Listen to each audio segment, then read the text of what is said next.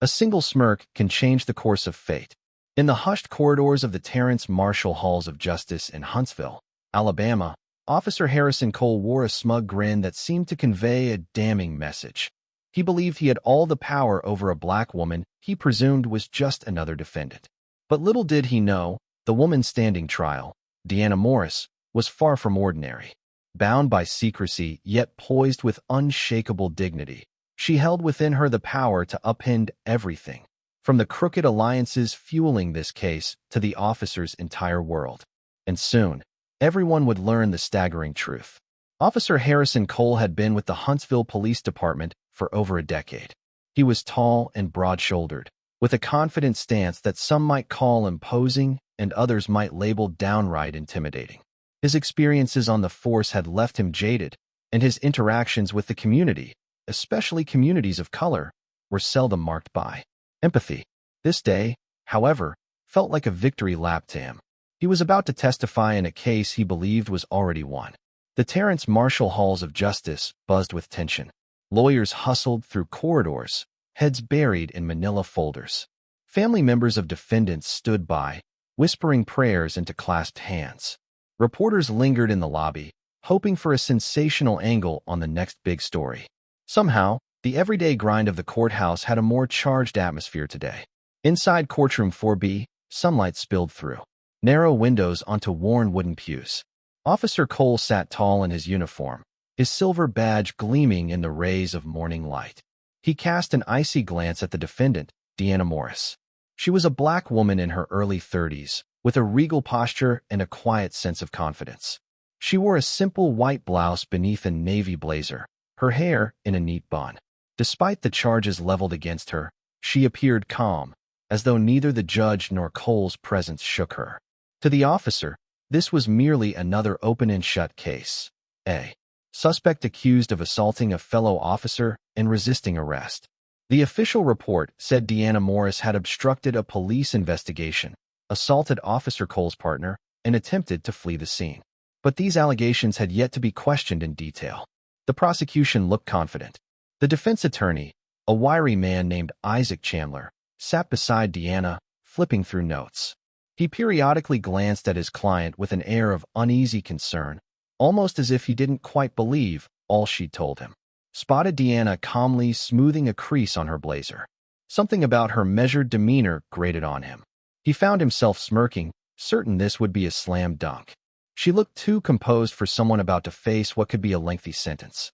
He figured she was in denial, or better yet, that she just didn't grasp the magnitude of her predicament. Judge Harriet Lancaster, known for her strict approach to court proceedings, cleared her throat and brought the room to order. The clerk announced the case, the state of Alabama versus Deanna Morris. A hush spread across the gallery, and for a moment, all eyes fell on the defendant. She blinked once, lifted her chin, and stared straight ahead.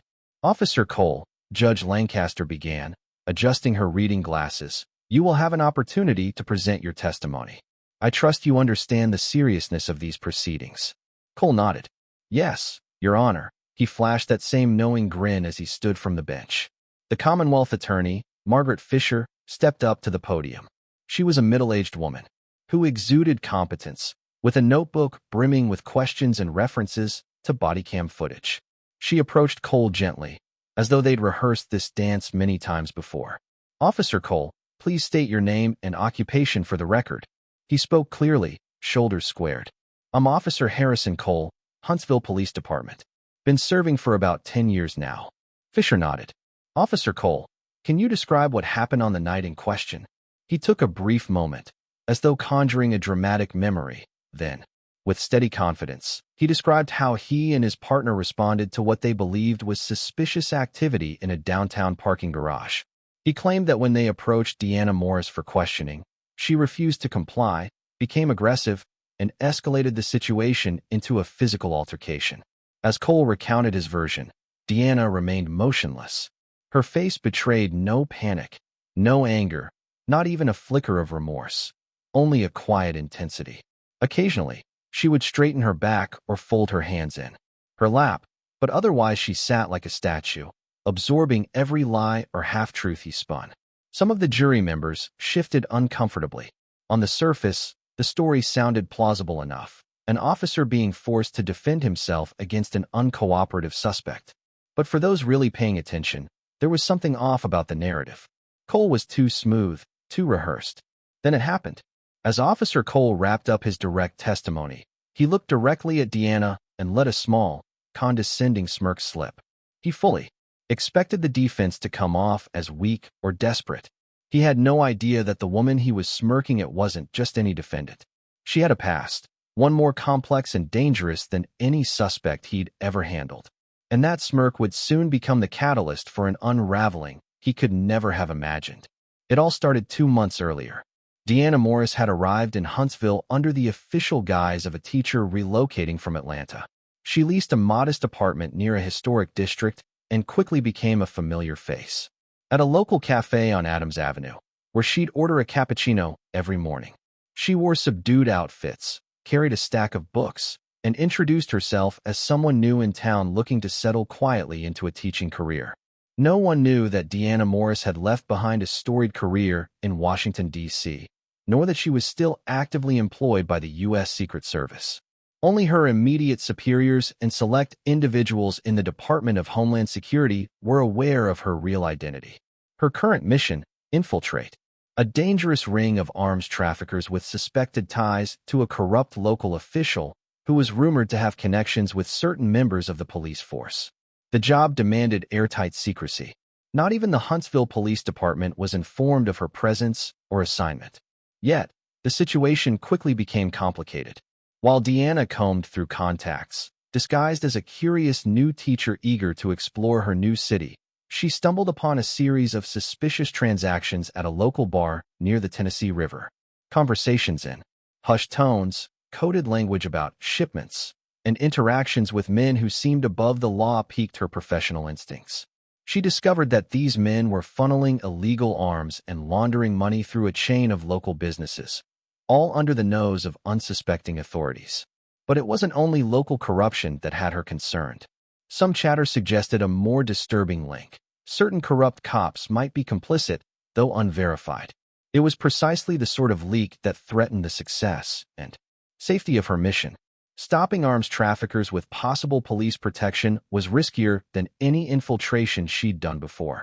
Deanna reported her findings to her immediate supervisor, Special Agent Daryl Whitmore, stationed at the Secret Service's field office in Huntsville.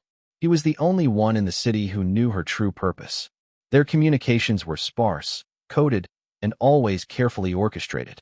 If one piece of their conversation went public, her cover would be blown, and her life could be at risk. Still, Deanna pressed onward. Late-night visits to questionable bars and clandestine rendezvous were her routine, always blending in, always listening. On one such night, she traced a particularly suspicious group to a deserted parking garage downtown. She knew from her earlier intel that they were set to meet a middleman suspected of distributing unregistered firearms. The plan was for her to intercept them quietly, gathering photographic evidence of the exchange before vanishing unseen. However, fate had other plans. Officer Cole and his partner, Officer Theo Morales, responded to a different call in the vicinity, some routine complaint about suspicious behavior in the parking structure. They were in the wrong place at the wrong time, from Deanna's perspective. She spotted them just as she positioned her phone to take pictures. One miscalculation.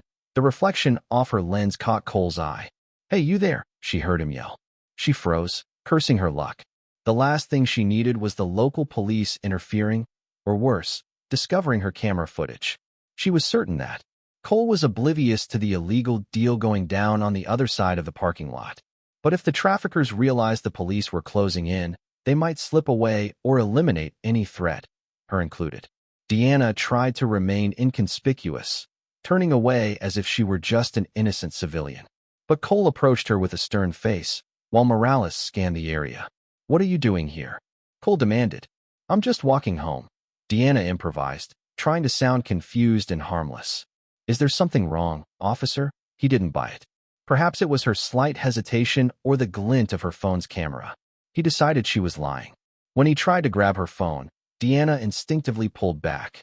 She had critical evidence on it, proof that could dismantle a sprawling arms network.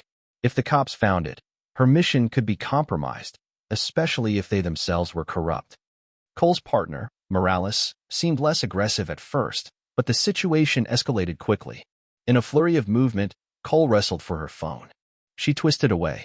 Morales, startled, reached to restrain her.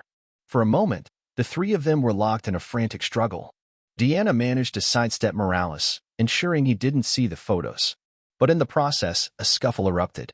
The men soon overpowered her, pinned her arms behind her back, and slammed her against a concrete pillar. Morales's radio crackled. He called in a suspect in custody. Deanna's cover threatened to unravel right then and there. She told them they were making a mistake, that she was on official business. But of course, how could she admit the truth? Legally, she was not even allowed to inform local authorities of her Secret Service status unless absolutely necessary and only through official channels.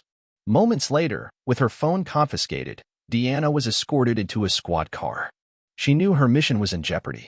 Worse yet, the trafficker she had been trailing got spooked by the arrival of the patrol car and scattered into the night.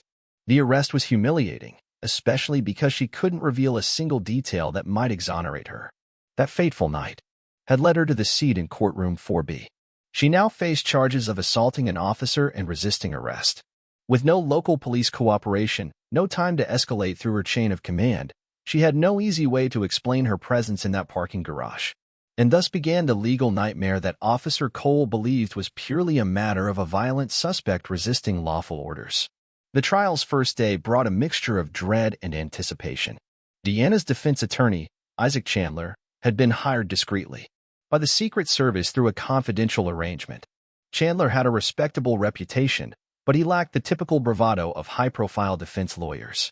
Instead, he was meticulous, quietly listening to every word the prosecution spoke, biding his time. The problem was that Deanna's entire mission, her identity, her chain of command, was classified at a level that made it nearly impossible to mount a conventional defense.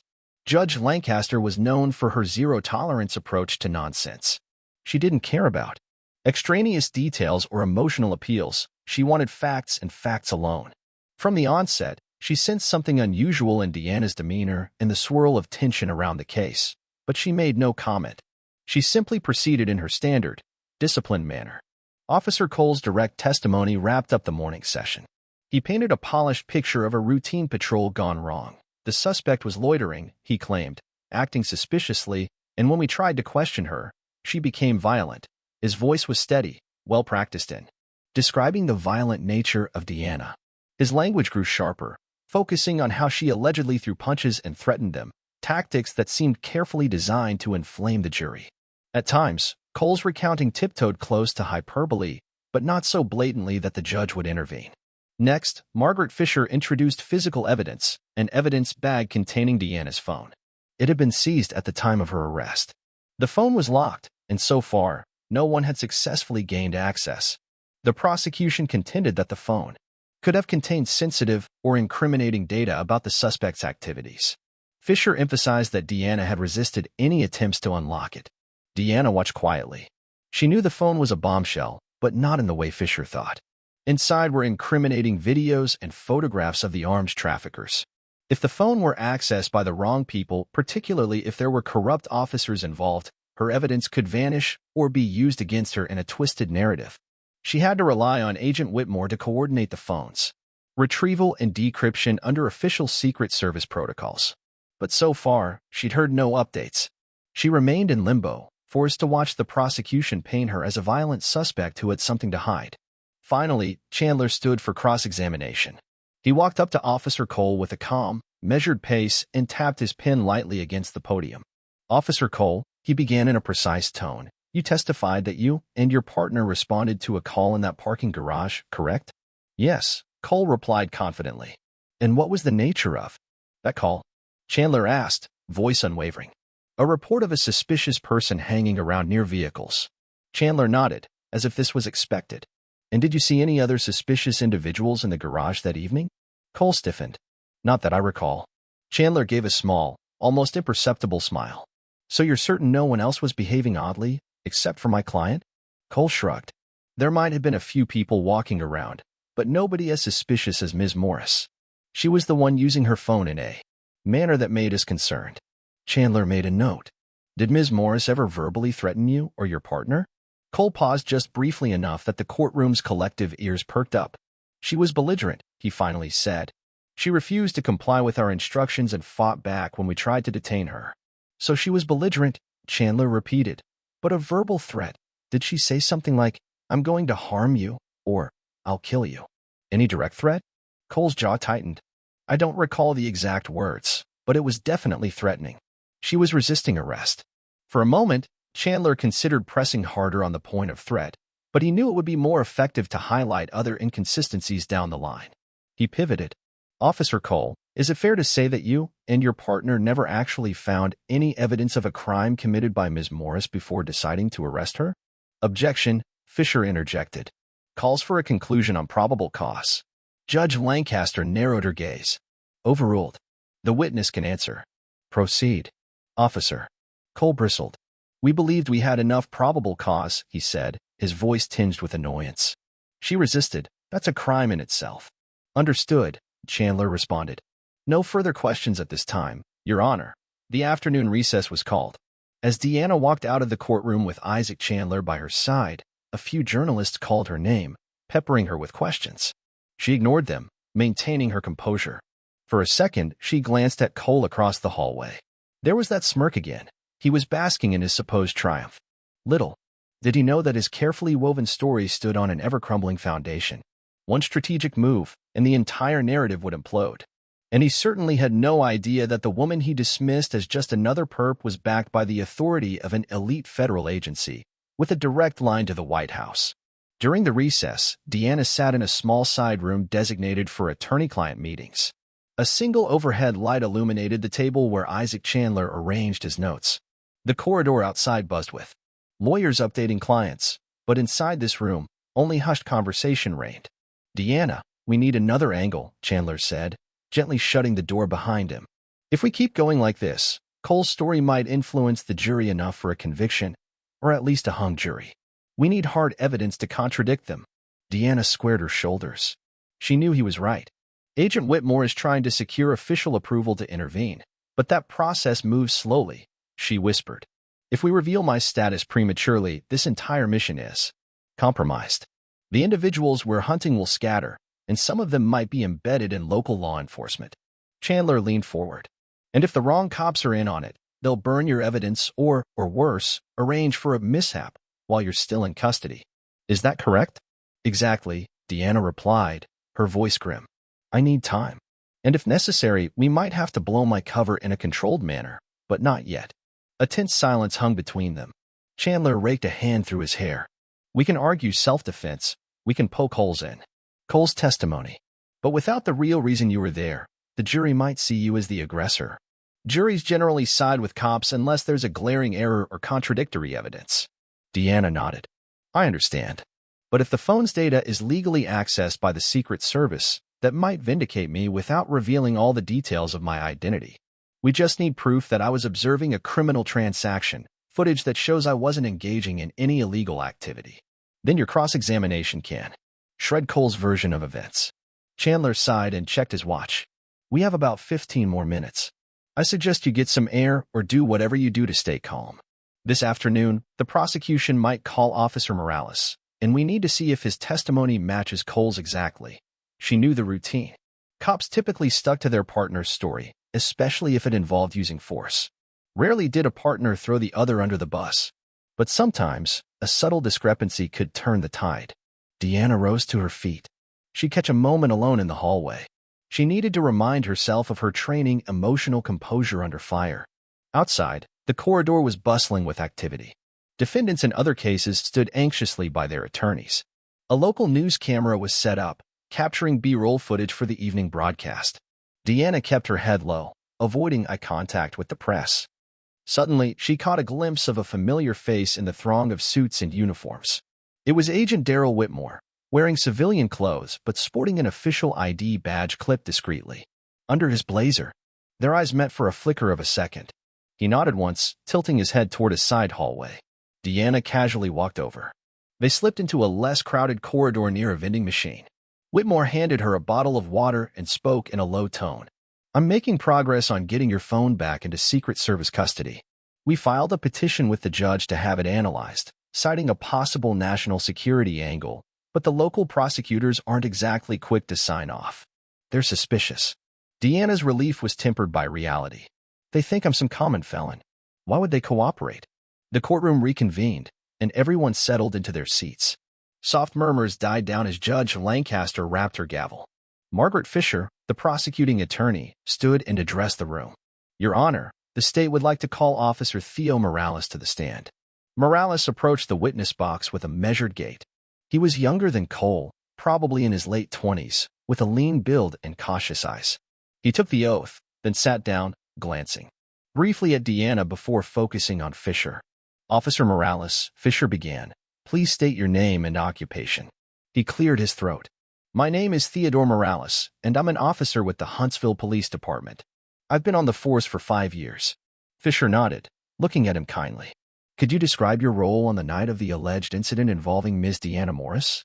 Morales cast another quick look at Deanna, then returned his gaze to Fisher. We were responding to a call about suspicious behavior in a parking garage downtown. Officer Cole and I arrived on the scene together. And what happened then? Fisher prompted. He gave a tight smile, reminiscent of someone reluctant to speak. We saw Ms. Morris. Well, we saw a woman with a phone. Officer Cole thought she was acting strangely, like she was filming something. He went over to talk to her while I did a quick perimeter check. Fisher leaned in. And at what point did the situation escalate? Morales paused. Officer Cole called me over because he said the suspect refused to answer his question and tried to walk away. When I arrived, there was a struggle. She, Ms. Morris, tried to push past us, and in the process, we had to subdue her. Fisher turned to the jury, letting the statement hang for effect. Then she resumed. Would you say Ms. Morris was aggressive? Morales hesitated. She was resisting. I'm not sure if I'd characterize it as outright aggression at first, but it definitely turned physical. The distinction seemed subtle, but it was not lost on those watching. Cole had painted Deanna as violently hostile from the start. Morales' wording was more measured. Fisher, sensing the need to steer him back on script, moved in swiftly. So you'd agree there was physical contact initiated by Ms. Morris, which then forced you to act in self-defense, correct? Yes, ma'am, Morales said, although he sounded less certain than Cole. Fisher nodded, satisfied. No further questions at this time, Your Honor. Chandler stood for cross-examination, adjusting his tie. Officer Morales, he began softly, you mentioned that you did a perimeter check before joining Officer Cole. Did you notice anything unusual around the garage? Morales furrowed his brow. There were some cars and a few people leaving, but nothing I could pinpoint as criminal activity. Did you notice any individuals who appeared to be exchanging items or engaging in a transaction? Chandler pressed. No, sir, Morales replied, shifting in his seat. I only saw Ms. Morris after Officer Cole called me over. Chandler's expression was neutral. Let's talk about what you saw Ms. Morris doing. You said she was using her phone. Was she pointing it at Officer Cole, filming him? Was there a confrontation before that? Morales shook his head slowly. I honestly didn't see her phone screen. She was holding it at chest level. Officer Cole told me she was filming or taking pictures, but I never actually saw what was on the screen. So your partner told you she was filming, and you took his word for it, correct? I trust my partner, Morales said, sounding slightly defensive. Understood, Chandler said, holding up a hand. Now, when it came to subduing Ms. Morris, could you describe exactly how that happened? Morales inhaled deeply. Ms. Morris kept saying we were making a mistake and tried to get away. She wasn't throwing punches at me specifically, but she was flailing her arms, trying to protect her phone. I think Officer Cole grabbed her arm, and I helped. We pinned her to the concrete barrier. Chandler took a few steps closer, lowering his voice as if sharing a secret with the jury. Did Ms. Morris at any point verbally threaten you or Officer Cole? Did she say something like, I'm going to attack you or harm you? Morales seemed caught off guard. Not that I recall, sir. Chandler glanced at the jury. So your testimony is that Ms. Morris was resisting arrest, but you didn't hear her threaten violence. Am I correct? Yes, sir, Morales confirmed, shoulders sagging slightly. Thank you, Officer Morales. Chandler looked over at the judge. No further questions, Your Honor. Morales stepped down, his eyes flickering with something akin to uncertainty or guilt. Perhaps it was the memory of that night or the realization that the official story might be more complex. Either way, his testimony, while generally aligning with Cole's, lacked the same certainty. He hadn't categorically stated that Deanna instigated violence, only that she resisted. As the court recessed once more, Deanna felt a small surge of hope. Morales's measured words might be the thread Chandler needed to unravel Cole's narrative. If even the partner wouldn't fully corroborate Cole's depiction of events, then the prosecution's case might not be as airtight as it appeared. Meanwhile, in the back of the room, Agent Whitmore silently observed, his expression unreadable, behind folded arms. With Morales's testimony concluded, the next steps in this trial would push them closer to the moment of truth, when Deanna could finally reclaim her phone, expose the arms traffickers, and reveal that the woman on trial was no ordinary defendant at all. That evening, after the court had adjourned for the day, Deanna found herself escorted back to a holding area reserved for defendants out on bail but still under legal scrutiny. She had been granted bail, but strict conditions limited her movement.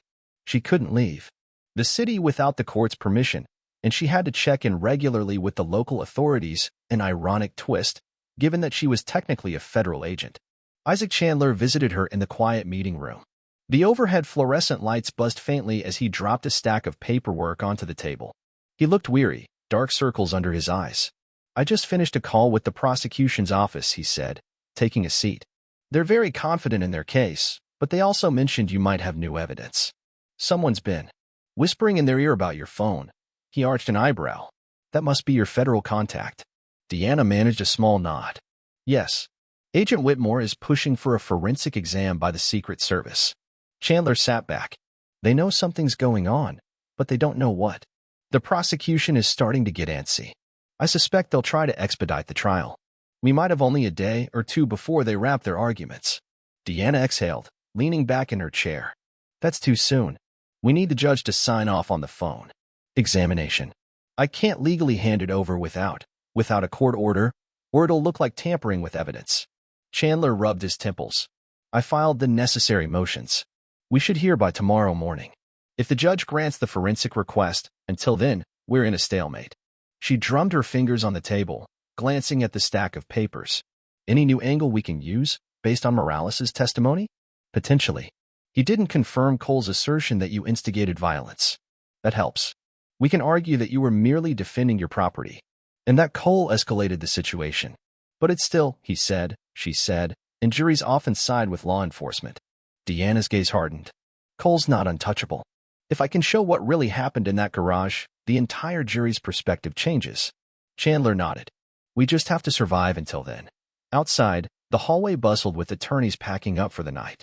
Deanna could hear the echo of footsteps and the occasional snatch of conversation. Then came a familiar voice from behind the door. "Mind if I come in?" Agent Whitmore stepped inside, closing the door gently. He offered Chandler a polite nod, then he turned his attention to Deanna, his face betraying a mix of urgency and reassurance. "I've got news," he began. "The DOJ is pressing the district attorney's office. They want your phone to be analyzed by one of our digital forensic experts. No local cops, no outside contractors. If the judge signs off, we'll get immediate access to it. We're working through the night to expedite the paperwork." Deanna let out a slow breath she hadn't realized she was holding. "That's the best news I've heard all day." Whitmore gave her a sympathetic smile. "Don't celebrate yet. The judge could still block it, or the prosecution could argue for a local examiner. But we're close." He glanced at Chandler. "I just hope your cross-examination can hold off any immediate motions for a verdict. Because if they close out this case before we crack open that phone, we'll be in trouble." Chandler gathered his papers. "We'll do our best. The prosecution has at least 2 more witnesses scheduled, some forensic analyst who looked at the phone's exterior for prints, and a bystander they tracked down. That should give us another day." Deanna's heart pounded. "A bystander? Did anyone actually see what happened?" Chandler shrugged. "Apparently someone in the parking garage who claims to have witnessed part of the arrest. The prosecution just found them. We'll have to see what they say." This development unsettled Deanna. Witnesses could be wild cards.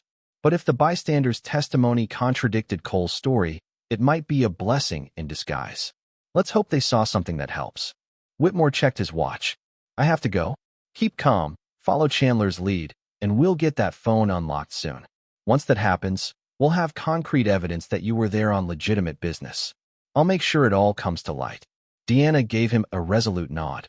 Thank you. As Whitmore left, Deanna's mind swirled with questions. She thought of the men in that parking garage, the real criminals. Where were they now?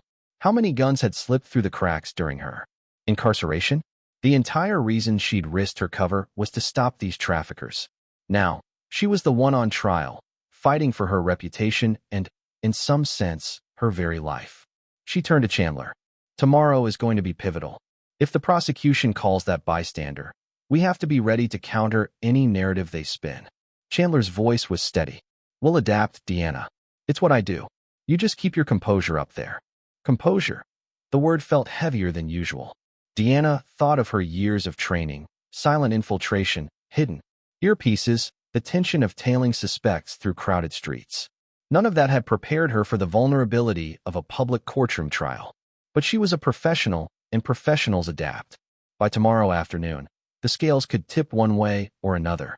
Either the judge would allow the phone's forensic analysis, or the prosecution would barrel ahead, seeking a conviction. She looked at Chandler and nodded, steeling herself for the battle still to come.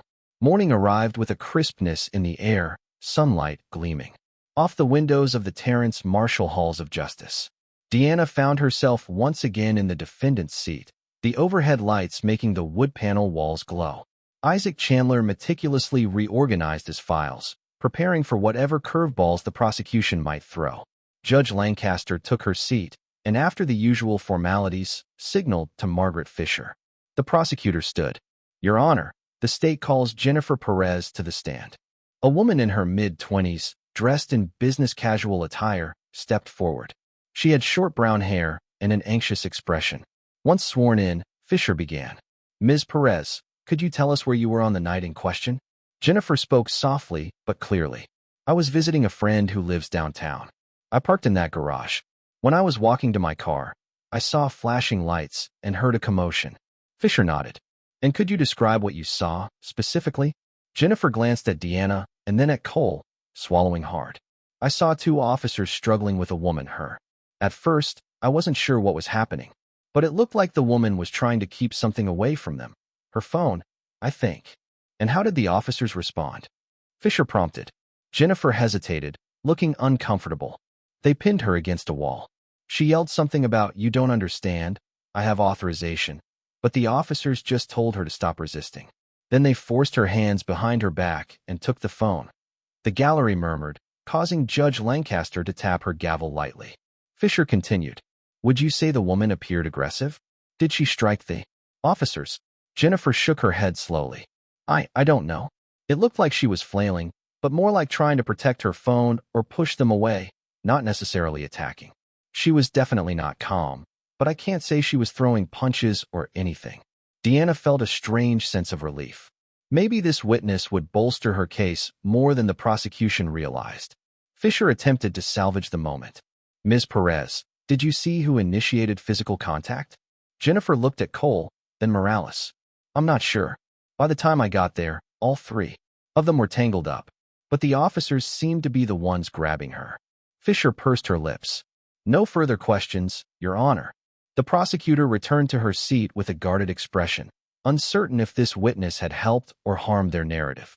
Chandler strode to the podium. Ms. Perez, thank you for your time. When you arrived, you said you heard Ms. Morris mentioning authorization. Could you elaborate? Jennifer furrowed her brow, recalling the moment. She said something like, you can't do this. I'm on official business. Or, maybe I have authorization. It was all happening so quickly, but I remember her sounding urgent, like she wanted to explain. Chandler gave a mild nod. Did you hear Officer Cole or Officer Morales ask her any questions about it? She shook her head. No, it all happened so fast. They just kept telling her to stop resisting. Chandler flipped through his notes. So from your perspective, Ms. Morris was trying to communicate something important, but the officers didn't listen. Is that correct? Yes, that's how it seemed. Chandler offered a warm smile. Thank you, Ms. Perez. No further questions, Your Honor. Judge Lancaster looked thoughtful, as if evaluating how this testimony fit into the broader puzzle.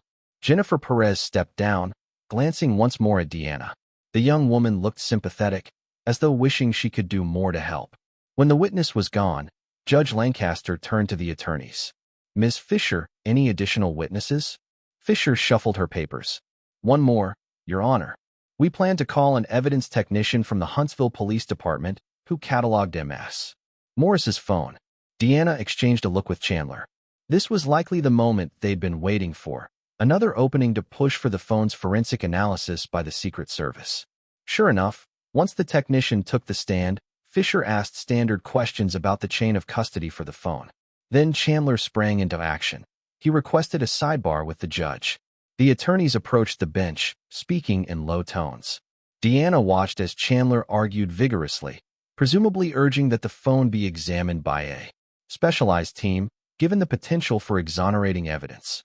Fisher scowled, but after several tense minutes, Judge Lancaster cleared her throat. Counselors, the judge said, her voice carrying the authority that made her reputation formidable. I have decided that a neutral forensic analysis is warranted. The phone is central to the matter at hand, and Ms. Morris claims it contains exculpatory information. We will allow an expert from the U.S. Secret Service, under supervision of this court and with cooperation from local authorities, to examine the device. Court will be in recess until the analysis is complete. I expect a report by tomorrow. A wave of relief swept through Deanna. Finally, they had the green light. She cast her gaze toward Cole. His expression darkened. That confident smirk was gone, replaced by uncertainty. And in that instant, a flicker of fear seemed to cross his eyes. Fear that the truth might surface and dismantle his carefully constructed narrative. Judge Lancaster slammed her gavel lightly. We stand in recess. Return tomorrow at 9 o'clock. The jury was escorted out, and Deanna remained seated, letting the tension of the moment dissipate. This was her chance, the moment she'd been hoping for since that awful night in the parking garage. Soon, the phone's contents would tell their story, and the real criminals lurking in Huntsville's shadows might finally be exposed. That afternoon, a hush settled over the otherwise bustling courthouse. Deanna sat in a small conference room reserved for the phone's forensic analysis. Agent Whitmore stood beside her, his posture stoic, while a Secret Service digital forensic expert named Gavin Adams methodically connected cables and devices to the seized phone. A Huntsville Police Department officer supervised from a distance, as per the judge's orders to ensure proper protocol. Deanna's heart pounded. She'd stored crucial evidence on that phone, secretly taken pictures of men exchanging unmarked crates, presumably containing firearms, and the license plates of vehicles she suspected were part of the smuggling operation. If the phone's data had survived, it would reveal everything she'd risked her mission to secure. Chandler entered, carrying a briefcase of documents. He gave Deanna a reassuring nod. Gavin, how's it look? Gavin tapped at his laptop, lips pursed. It's encrypted with multiple layers of security, but we use these systems daily for federal cases. It'll take a bit of time, but we'll crack it. He typed a few commands, eyes scanning lines of code. Just a few more minutes. Meanwhile, the Huntsville officer in the corner, Sergeant Quinn, shifted uneasily. He looked as though he'd rather be anywhere else. Watching a federal agent override phone security protocols likely wasn't part of his usual routine. Finally, Gavin's shoulders relaxed. We're in. With a click, he gestured for Deanna to step closer. She inhaled, stepping up to the laptop.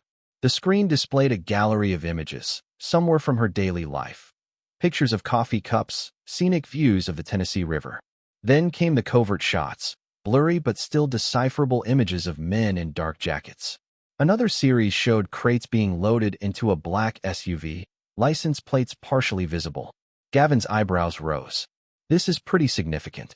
You have timestamps, geotags, enough for an investigation, maybe more. The metadata indicates these photos were taken right before your arrest. Deanna let out a breath she'd been holding. Can you pull the videos? Gavin nodded, navigating to a folder.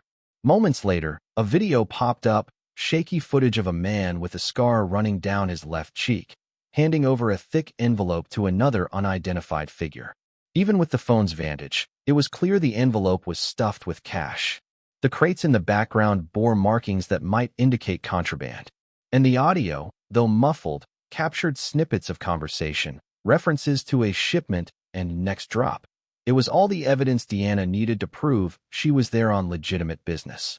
The sensitive nature of her mission and the possibility of corruption within the local police force meant not everyone could be trusted with the raw footage. Whitmore exchanged a grave look with her. We'll keep these files in a secure location. The judge only needs to see the relevant bits, enough to confirm your story. But we also need to forward some of this to Homeland Security. This is bigger than just an assault charge. The adrenaline surged in Deanna's veins. So now we can prove I wasn't there to commit a crime. I was there to gather intel on a significant smuggling ring. Cole and Morales disrupted a federal operation. Chandler leaned in to watch the video. This changes everything, he murmured. Sergeant Quinn cleared his throat. Well, I'll have to report this, but you do have a court order, so it's all legal. He seemed uneasy, as though questioning whether he really wanted to wade into the ramifications of a possibly corrupt officer. Whitmore nodded. We'll ensure it's done by the book. But we appreciate your cooperation. Sergeant Quinn gave a stiff nod, stepping out of the room to make a call. Meanwhile, Gavin began cataloging the files. Chandler pulled Deanna aside, a spark of triumph lighting his eyes. We'll present this in court. We can't reveal the entire mission, but this is enough to show you're a federal agent investigating a serious crime. Plus, it proves you had no motive to assault any officer. Deanna felt a wave of relief so powerful that it threatened to buckle her knees. Finally, she whispered. Finally, we can clear this up. But even as joy flooded her, a new worry surfaced. Cole. If he realized the phone contained incriminating evidence that might implicate him if he'd knowingly or unknowingly aided criminals, he could become desperate. The same smirk that once made her blood boil was nowhere to be seen now. She sensed the tide shifting, and in that shift, the possibility of danger grew. Still, she reminded herself she was an officer of the United States Secret Service, trained to handle adversity and risk. Cole might try something, but she wasn't powerless. This time, the system was working in her favor. And soon, the entire courtroom would see the truth. The next morning, the courtroom brimmed with anticipation. Word had spread that a significant piece of evidence would be presented. Reporters thronged the hallway, cameras poised for the next bombshell in a case that had until now seemed like a routine assault on a police officer. Judge Lancaster took her seat and wasted no time. Counsel, I understand we have new evidence to review. Chandler stood, his manner confident but controlled. Yes, Your Honor. With the court's permission, I would like to present the findings from the forensic exam of Ms. Morris's phone. Margaret Fisher looked uneasy. She likely hadn't had ample time to counter whatever the phone might reveal. The judge motioned for Chandler to proceed. Agent Whitmore, seated discreetly in the gallery, made eye contact with Deanna, giving her a subtle nod. Chandler approached a large video monitor set up for evidence display. Your Honor, the phone contains photographic and video evidence recorded shortly before Ms. Morris's arrest. We have reason to believe it shows her observing a criminal transaction, which would clarify her presence in the parking garage. In the interest of time, we've excerpted a few key clips. He clicked a remote, and the monitor sprang to life. The jury leaned forward. The prosecution watched with growing trepidation. Officer Cole, sitting at the prosecution's side, stared at the screen, his face blanching. The first video clip played, shaky footage of men unloading a crate from a black SUV. One man accepted a thick envelope of cash from another. The audio was faint, but words like shipment, next drop, and keep it quiet were discernible. Chandler paused the video. Ms. Morris recorded this as part of a federal investigation, he said. She was acting under the authority of the U.S. Secret Service, investigating a suspected arms trafficking ring. The men in these images are believed to be involved in illegal weapon smuggling, and Ms. Morris's mission was to document this exchange. He cleared his throat. Therefore, her actions were not only lawful but part of a critical federal operation. She did not instigate any assault on officers. Rather, she was in the process of gathering intel. An audible murmur rippled through the courtroom. Judge Lancaster raised an eyebrow, clearly intrigued. Fisher hastened to her feet, trying to salvage the prosecution's stand. Your Honor, we've not received any official documentation stating Ms. Morris's affiliation with the secret. That was Whitmore's cue. He stood, identifying himself formally. Your Honor, I'm Special Agent Daryl Whitmore, U.S. Secret Service. Due to the sensitive nature of Ms. Morris's assignment, her identity was classified. We can, however, confirm her status and the legitimacy of her mission. We have the necessary documentation here. He handed a sealed folder to the bailiff, who passed it to the judge. Judge Lancaster opened it, flipping through the pages with a measured expression. Then she looked at Deanna. Ms. Morris, is it true that you were conducting this investigation at the directive of the U.S. Secret Service? Deanna stood, speaking clearly. Yes, Your Honor. Why didn't you disclose this immediately? Deanna met the judge's gaze, her voice unwavering. I was bound by operational secrecy. I attempted to inform Officers Cole and Morales that they were making a grave mistake, but they didn't listen. I also lacked clearance to share these details without authorization. My agency has since intervened to set the record straight. Fisher appeared visibly flustered. She turned to Cole, who looked ready to bolt. His once confident posture had slumped. The evidence on screen and the official documentation from Whitmore were painting an entirely different picture of the so-called violent suspect. The officer's smirk was nowhere in sight. Judge Lancaster frowned. It seems we have a significant development. Ms. Morris's actions may well have been lawful, perhaps even commendable. The charges against her stand on very shaky ground. Ms. Fisher, do you still wish to proceed with this prosecution? Fisher hesitated, cheeks flushing. Your Honor, we will need time to review this new evidence. But given these revelations, the state may reconsider. The judge nodded firmly. Then we'll break for recess and reconvene this afternoon. If the state finds that Ms. Morris was acting under federal authority, I expect a swift resolution. With a final rap of the gavel, the judge ended the session. Whispers broke out among spectators. Reporters rushed to the hallway, phones at the ready to broadcast the day's dramatic turn of events. Officer Cole tried to exit quietly, but Deanna caught his eye. He paused, jaw clenched, sweat beading on his temple. There was no smirk now, only a flash of fear and anger. He muttered something under his breath before pushing his way through the crowd, ignoring reporters' questions. Deanna took a deep breath, scanning the room. The karmic balance had shifted. The truth was out, and Cole's arrogance now stood on the brink of unraveling everything he'd attempted to conceal. Soon enough, the real criminals would be in the crosshairs of a federal task force, and she would no longer stand accused but be recognized for the agent she truly was.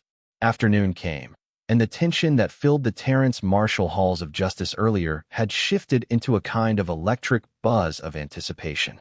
News vans lined the street outside, and inside, the corridors teemed with curious onlookers and legal professionals eager for the final development in this extraordinary case. Deanna Morris took her seat next to Isaac Chandler, who smiled reassuringly. On the other side of the aisle, Margaret Fisher conferred in hushed tones with Officer Cole, whose face was now ashen. The sense of inevitability hung in the air. Judge Lancaster arrived promptly, calling the court to order. She wasted no time in addressing the elephant in the room.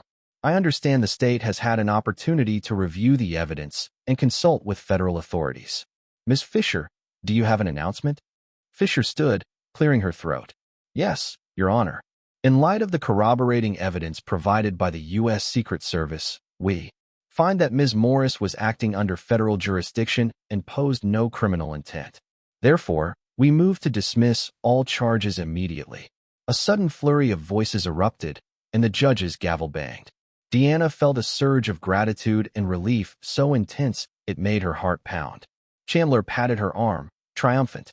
Motion to dismiss is granted, Judge Lancaster declared. Ms. Morris, you are free to go. Court is adjourned. Motion to dismiss is granted, Judge Lancaster declared. Ms. Morris, you are free to go. Court is adjourned. She rose, casting Deanna a firm yet respectful look before disappearing through his side statements. Deanna tried to keep her composure as cameras flashed and microphones were thrust in her face, but she managed a concise response. I was simply doing my job to protect national security. I hope this clarifies things. Meanwhile, Cole looked as though he wanted to sink into the floor. Several internal affairs officers hovered nearby, indicating that the Huntsville Police Department wouldn't be letting him off scot-free. Rumors swirled that the feds were now investigating possible ties between local cops and the arms trafficking ring. Deanna stepped outside, inhaling a lungful of fresh air. Agent Whitmore caught up to her, a small grin on his usually stoic face. I believe a debrief is in order, he said quietly. Isaac Chandler joined them, shaking Deanna's hand firmly. Congratulations. Justice prevailed, though it came dangerously close to a fiasco. It's not over yet, Deanna replied, nodding at Whitmore. We still have an operation to conclude. Whitmore led her away from the prying lenses of the media, down a side exit where a black SUV awaited. Inside, they found a quiet moment. He handed her a sealed envelope. Your new assignment directives. We've uncovered additional intel on the trafficking network. We'll be working with local federal task forces to apprehend them. Deanna glanced at the envelope, feeling a surge of renewed purpose.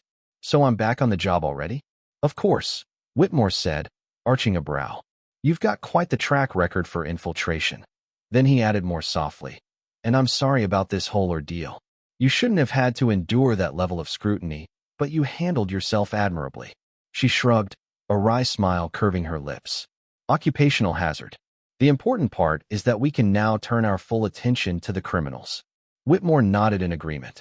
We'll be coordinating with the FBI as well, given the scope. Christopher Wray's office is aware. We may need every resource we can get. A wave of pride and resolve washed over Deanna. She'd survived a grueling trial, guarded her identity under immense pressure, and still managed to secure the damning evidence needed to go after a dangerous trafficking ring. Despite Officer Cole's smirk, her professional integrity had remained unshaken. As she settled into the SUV, she reflected on the journey, on how a simple smirk could ignite a maelstrom of false accusations, tension, and near catastrophe. But in the end, justice had been served. The truth prevailed, and the karmic retribution that Cole and his allies would face was only just beginning. Some might call it poetic justice, others might call it fate. Deanna simply saw it as the natural order of things. When deception attempts to overshadow truth, sooner or later, the illusions crumble. And in that moment of collapse, those who once believed themselves invincible find themselves answering for their actions. In the world of undercover operations and hidden agendas, it's easy to forget that a single moment, or even a single smirk, can unravel every illusion of power.